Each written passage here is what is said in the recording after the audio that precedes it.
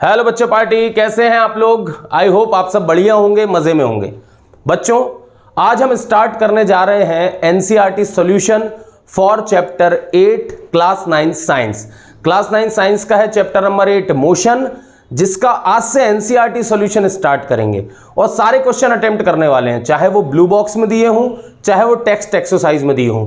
Blue box का मेरा ये मतलब है जो क्वेश्चन हर टॉपिक के बाद दिए रहते हैं ना, ब्लू कलर की इंक से लिखे हुए हैं, वो उन क्वेश्चंस को भी हम अटेम्प्ट करने वाले हैं, ठीक है। और टेक्स्ट एक्सरसाइज को भी अटेम्प्ट करेंगे। तो बच्चों अपनी बुक खोल लीजिए आप लोग। आज हम लोग जो पहला अटेम्प्ट कर रहे हैं वो कर रहे हैं पेज नंबर 100 का ब्लू बॉक्स 1 एनसीईआरटी का पेज नंबर 100 खोल लीजिए।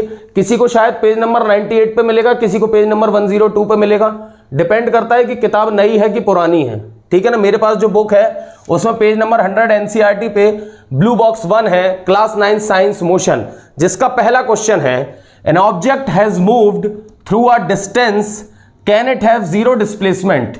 if yes, support your answer with an example। इनका पहला सवाल यह है कि भैया एक ऑब्जेक्ट है, वो कुछ डिस्टेंस चल चुका है, एक ऑब्जेक्ट है वो कुछ डिस्टेंस चल चुका है, क्या उसका डिस्प्लेसमेंट जीरो हो सकता है? और यदि आपका आंसर हाँ है तो अपने आंसर के सपोर्ट में कोई एग्जाम्पल दीजिए। तो मैं कह देता हूं यस, मैं इसका आंसर बता सकता हूं बहुत आसानी से कि अगर एक ऑब्जेक्ट का डिस्टेंस, वो कुछ डिस्टेंस ट्रेवल कर चुका है, क्या उसका डिस्प्लेसमेंट जीरो हो सकता है? यस, उसका डिस्प्लेसमेंट जीरो हो सकता है। ये चीज हमने थ्योरी में सीखी हुई है, ये चीज हमने जो पुराने लेक्चर्स हैं उसमें थ्योरी में सीखी हुई है। मेरे नोट्स पड़े हैं डिस्क्रिप्शन में, उनको डाउनलोड करिए, उसके अंदर ये एग्जाम्पल मिलेगा आपको कि यस एक बॉडी के पास डिस्प्लेसमेंट जीरो हो सकता है, भले ही वो कोई डिस्टेंस ट्रेवल कर चुका हो। एग्जाम्पल से समझ लेते हैं कि मान लीजिए ये दो पॉइंट हैं, point A and point B. यहां पॉइंट ए और बी के बीच का जो गैप है 10 मीटर है। मान लीजिए एक अंकल यहां से निकले, वो पॉइंट ए टू बी गए, वो पॉइंट ए टू बी गए, तो इस केस में उनका डिस्टेंस कितना होगा? 10 मीटर। इस केस में उनका डिस्टेंस कितना होगा? 10 मीटर। इस केस में डिस्प्लेसमेंट भी कितना होगा? 10 मीटर, क्योंकि उन्होंने अपनी डायरेक्शन चेंज नहीं करी। इस केस में डिस्टेंस भी होगा 10 मीटर, डिस्प्लेसमेंट भी होगा 10 मीटर। अब अंकल बी से लेके ए वापस आ गए, मार्केट में उन्होंने कुछ खरीदी वगैरह करी होगी, वापस अपने घर आने लगे। घर नहीं आएगा क्या आदमी? पॉइंट ए से चले थे बी तक, अब बी से वापस पॉइंट ए पे आ रहे हैं, तो डिस्टेंस कितना हो जाएगा? 10 मीटर पहले चल चुके थे, आज से समय 10 मीटर और चल लेंगे। 10 + 10 कितना हो गया? 20 मीटर। पर अब डिस्प्लेसमेंट कितना हो जाएगा? डिस्प्लेसमेंट हो जाएगा जीरो, क्योंकि आप जिस पॉइंट से चलना चालू करते हो उसी पॉइंट पे वापस पहुंच जाओ।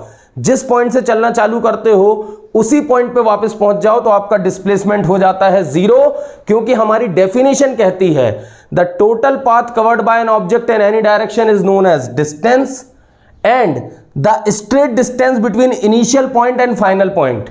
Straight distance between initial point and final point is known as displacement.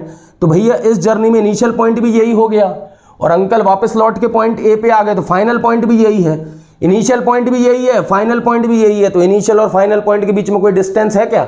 नहीं है। जब इनिशियल पॉइंट और फाइनल पॉइंट सेम है तो डिस्प्लेसमेंट क्या हो जाएगा? Zero.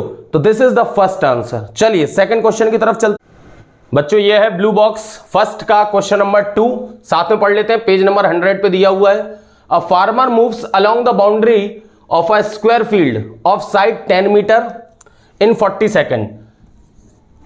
What will be the magnitude of displacement of the farmer at the end of 2 minutes 20 seconds? Question ये है, उसने कहा भैया एक स्क्वायर फील्ड है, उसका जो खेत होगा किसान का वो ऐसा होगा, ठीक है ना, ठीक है ना, जय जवान जय किसान, ठीक है ना। खेत होगा जो किसान का वो ऐसा होगा, और जो किसान के खेत की बाउंड्री है वो 10 मीटर की है। मान लो हम यहाँ नाम दे देते हैं पॉइंट्स के ए बी सी और डी। और उसने क्या कहा कि भैया जो किसान है वो एक round, one round in 40 second, एक राउंड जो है वो 40 सेकंड में कंप्लीट कर लेता है। 10 मीटर की बाउंड्री है और वो एक राउंड कंप्लीट कर लेता है 40 सेकंड में। तो आपको ये बताना है 2 मिनट 20 सेकंड बाद उसका डिस्प्लेसमेंट क्या होगा।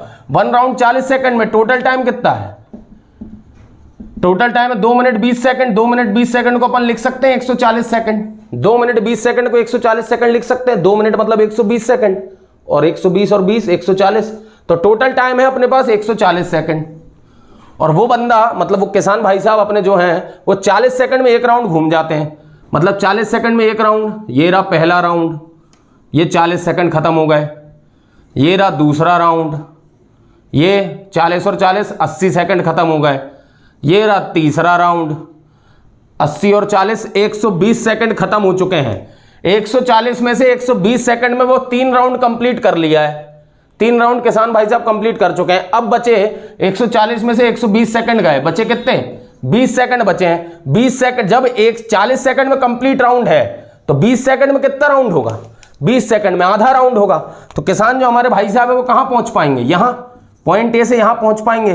तो डिस्प्लेसमेंट क्या होता है, डिस्प्लेसमेंट होता है straight distance between initial point and final point. Initial point ये था, फाइनल पॉइंट क्या है, 140 सेकंड बाद फाइनल पॉइंट ये है, क्योंकि 40 सेकंड में एक राउंड, फिर अगले 40 सेकंड में दूसरा राउंड, फिर अगले 40 सेकंड में तीसरा राउंड, 120 सेकंड में घूम फिर के वापस पॉइंट ए पे पहुंच गए थे। डिस्प्लेसमेंट क्या होगा, 0। अगले 20 सेकंड में कहां पहुंचे हो, पॉइंट सी पे पहुंचे हो, क्योंकि 40 सेकंड में एक राउंड है तो 20 सेकंड में आधा राउंड लगेगा, तो मतलब सी तक पहुंच पाओगे। सी पे 140 सेकंड बाद आप पॉइंट सी पे पहुंचे हो, मतलब अपने खेत के इस वाले कोने पे पहुंचे हो। अब बोला गया डिस्प्लेसमेंट निकालो, तो डिस्प्लेसमेंट क्या होता है, इनिशियल पॉइंट और फाइनल पॉइंट के बीच का स्ट्रेट डिस्टेंस। इनिशियल पॉइंट और फाइनल पॉइंट के बीच का स्ट्रेट डिस्टेंस आपको मतलब you have to calculate A C, you have to calculate A, और ये रहा सी, ये ए है और ये सी, इसको कैलकुलेट करना है। ये 10, ये भी 10, क्योंकि स्क्वायर है, स्क्वायर तो चारों साइड आपस में बराबर होंगी, तो ए सी कैलकुलेट करना है। तो ए सी का square is equal to A B का स्क्वायर प्लस बी सी का स्क्वायर। पीजीटी लग गई, ये मान लो 90 डिग्री, मान लो कि है ही 90 डिग्री के सामने वाली साइड ये हाइपोटेनियस, तो हाइपोटेनियस का square is equal to perpendicular का स्क्वायर प्लस बेस का स्क्वायर, इसी को आप पाइथागोरस थ्योरम कहते हो। पीजीटी लग गई। तो ए सी का स्क्वायर आपको निकालना है, ए बी का स्क्वायर दिया है 10 का स्क्वायर, बी सी का स्क्वायर भी दिया हुआ है 10 का स्क्वायर। देखो ए बी भी 10 है, बी सी भी 10 है, साइड ऑफ द स्क्वायर चारों सेम होती हैं, तो ए सी कितना आ जाएगा, इसको सॉल्व करके लाओगे तो 10√2 मीटर। ये है डिस्प्लेसमेंट, ए से लेके सी तक का displacement in 2 minutes 20 second, 2 minute 20 second बाद उसका डिस्प्लेसमेंट होगा 10√2 मीटर। इसको सॉल्व करना आ जाएगा ना, इसको सॉल्व करना आ जाएगा ना, ये रूट चला जाएगा 10 का स्क्वायर प्लस 10 का स्क्वायर, ये AC का स्क्वायर उस तरफ जाएगा 10 का स्क्वायर प्लस 10 का स्क्वायर, ये हो जाएगा 2 टाइम्स ऑफ 10 का स्क्वायर। 10 का स्क्वायर है तो 10 बाहर आ जाएगा तो ये आ जाएगा 10√2, सिंपल मैथमेटिक्स है। तो AC इज इक्वल टू आ गया 10√2 metre. This is the displacement. Okay बच्चा पार्टी, चलिए नेक्स्ट क्वेश्चन करते हैं।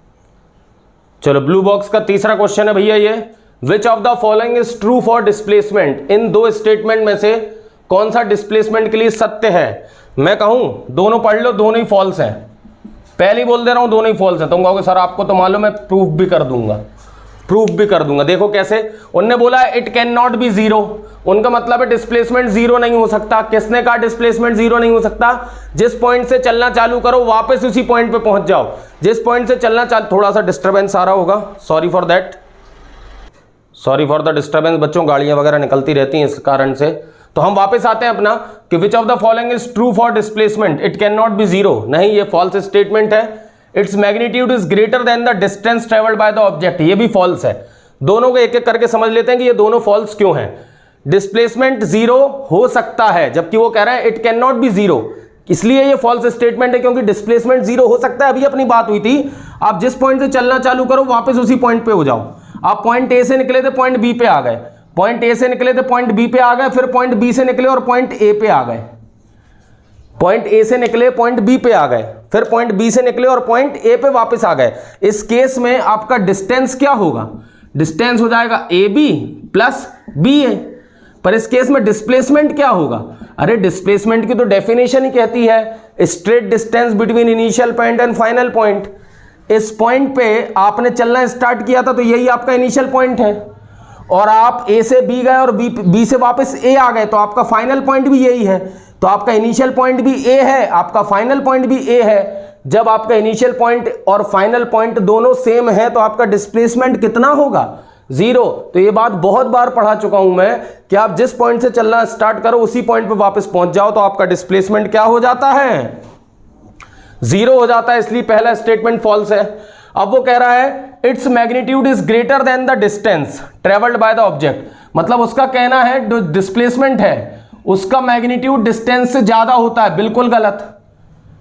उनका कहना है डिस्प्लेसमेंट का मैग्नीट्यूड डिस्टेंस से ज्यादा होता है। बिल्कुल गलत बात, हो ही नहीं सकता। मैं आपको एक बात बता दूं, डिस्प्लेसमेंट का जो मैग्नीट्यूड होता है वो less than equal to distance होता है। या तो वो बराबर हो सकता है या वो कम हो सकता है, और बराबर भी सिर्फ एक कंडीशन में होता है। बराबर भी किस कंडीशन में होता है? जब ऑब्जेक्ट एक स्ट्रेट पाथ में मूव करे बिना डायरेक्शन चेंज करे। एक अंकल जी मान लो ए टू बी गए और बी पे जाके रुक जाएं, ए से निकले और बी पे जाके रुक जाएं, उस स्थिति में डिस्प्लेसमेंट बराबर होगा डिस्टेंस के। उस स्थिति में डिस्प्लेसमेंट बराबर होगा डिस्टेंस के। एक ही ऐसी कंडीशन है जब डिस्प्लेसमेंट और डिस्टेंस बराबर हो सकते हैं, when the object moves in a straight path without changing direction. When the object moves in a straight path without changing direction. और बाकी सारी कंडीशन में डिस्प्लेसमेंट हमेशा कम होता है डिस्टेंस से।